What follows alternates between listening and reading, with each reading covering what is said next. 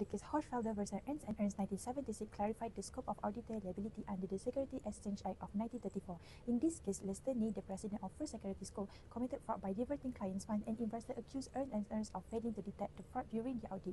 The U.S. Supreme Court ruled that liability under Rule 10b-5 requires proof of intentional fraud and or recklessness, not merely negligence.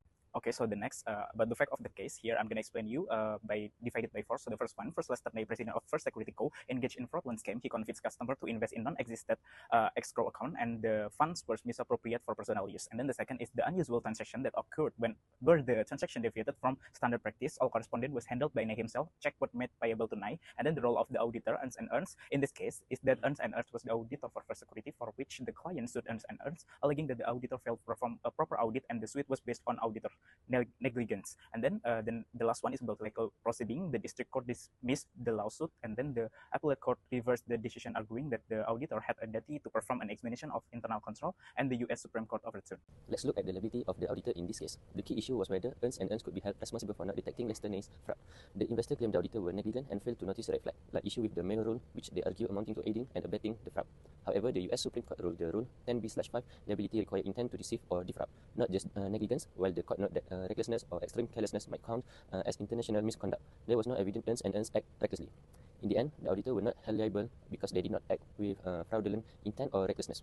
Now, let's move on the key auditor defense used by ERNST. First is lack of duty to perform. The auditor argued that they did not have the legal duty to detect this specific fraud, particularly it involving the mail rule violation. Their role did not extend to procedures that would uncover Ney's misconduct. Second, non-negligence performance. ERNST defended their work, stating that they follow professional standards of the time. They argued that their audit procedures were appropriate and did not fall below the accepted level of care. Next, the case ERNST versus HOCHFELDER highlighted that under Rule 10b-5 of the Securities Exchange Act, a person can only be held liable for intentional wrongdoing, not for negligence. The U.S. Supreme Court ruled that liability under Rule 10b-5 requires scienter, which means an intent to deceive, manipulate, or defraud, and cannot be based on mere negligence. This means that simple mistake or carelessness are not enough to prove liability. However, the court suggests that recklessness or extreme carelessness might count as intentional misconduct in some cases. The ruling clarified that auditor cannot be held responsible for failing to detect fraud unless they were reckless or act intentionally. This protects the auditor from being blamed for honest mistake, but still holds them accountable for their duties.